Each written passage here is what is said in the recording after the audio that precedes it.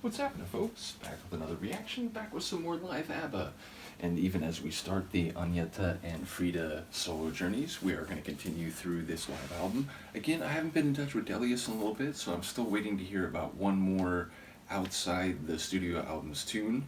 So if and when I get a hold of that, we will go through it. And ultimately, shout out to him and all the people who shared ABBA, especially Adam, who provided most of the material in the original run, as well as Michaela, who sent me this Live at Wembley double disc, which again, it's double or deluxe edition. It's got an article, and it's just a nice piece of physical media to have after going through a lot of ABBA. So anyway, the point is we're going to listen to Money, Money, Money, a tune I've come to really enjoy. I listen to it a lot, and I think Frida sounds fantastic on the vocals. It has a maturity, a drama to it. There's like a sophistication to the track. So it, in a way, you can point to different elements sonically and say, well, that's part of what the ABBA formula was from the very early days. But I think you could also contrast that track with tunes maybe from a little bit earlier. So I really do think it's a fantastic track. Let's hear it. This is a live performance of Money, Money, Money. And again, I get it, not everyone is a huge fan of the sonic recording of this performance, or even, the speed or way they perform some of the songs. I do get that, but as I said, any group that I'm fond of, I do like hearing in live performance. So here we go. This is ABBA, a live performance of Money, Money, Money.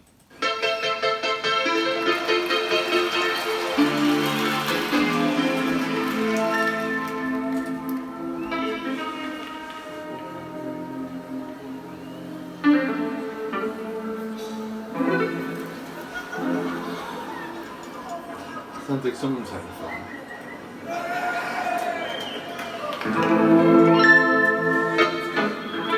I work all night, I work all day to pay the bills I have to pay.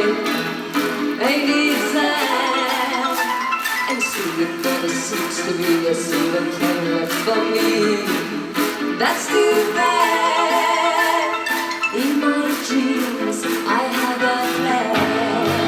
If I got to be a wealthy man, I wouldn't have to work at all. I'd fool around and have a ball.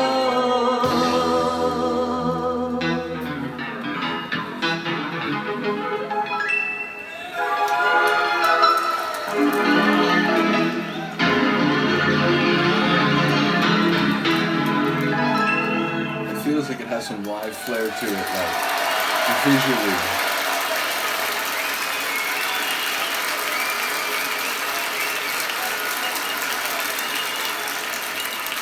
It's my song. Money, money, money, must be something in the rich man's world. A bit of that, Money, like, money, money, gothic always feeling. something in the rich man's world.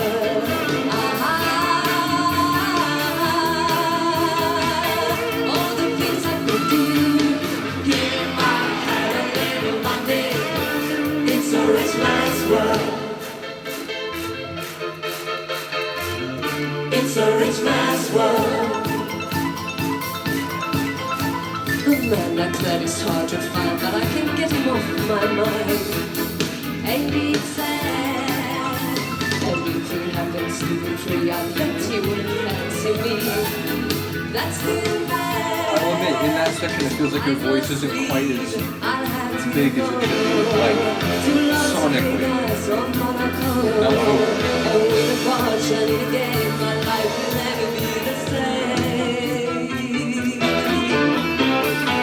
Money, money, money, must be something in the rich man's world. Money, money, money, always something in the rich man's world.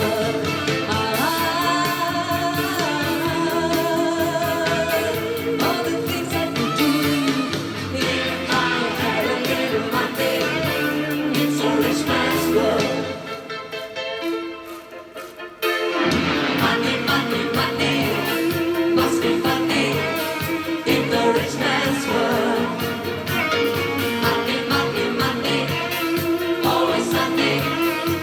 the rich man's world.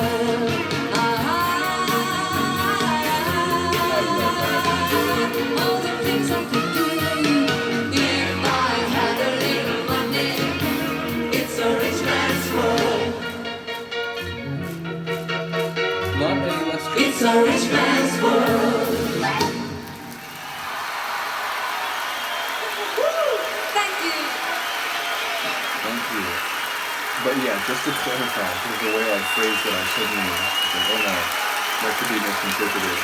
I meant like in the mix, it felt like her vocals weren't as high as they should be in that like middle section. Like she was being a bit overwhelmed by the other sonics, whereas in like the studio version, it's like her voice is right there. So you know, she was hitting it like just as I would hope and expect, but.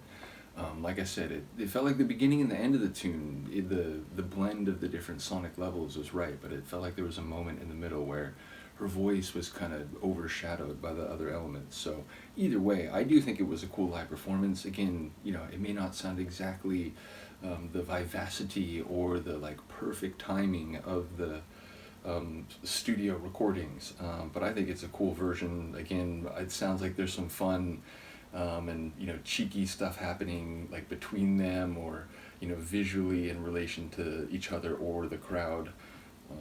And again, there was like a moment where like fully paused, and she said, what was it like? Well, it's my song. So I do wonder the exact moment there.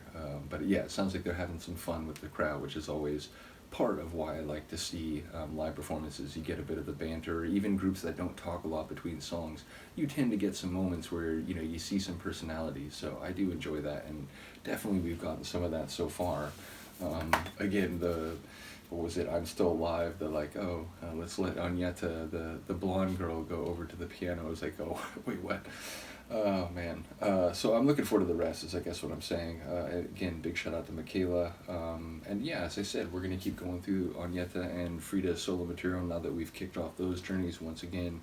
Shout out to all the people who, you know, scrambled and, you know, helped to make me have access to those albums. Again, we're starting with the post-ABBA stuff because that feels the most relevant, and that was mostly what people sent me. But, you know, over time, and, you know, I'm not going anywhere, I have no plans to stop doing this, you know, for the foreseeable future. So yeah, once we go through the albums that I've now had made available to me, I wouldn't mind going back to earlier stuff and, you know, hearing all sorts of material outside of the proper ABBA journey. So yeah, bottom line, time for everything. Hopefully people are here for it. And as I said, even knowing that this may not be, you know, the sonic perfection of their studio albums in terms of the recording quality and so on, I am excited to go through the rest of this, both discs. So yeah, let me know what you think of this performance. I will see you next time. Peace.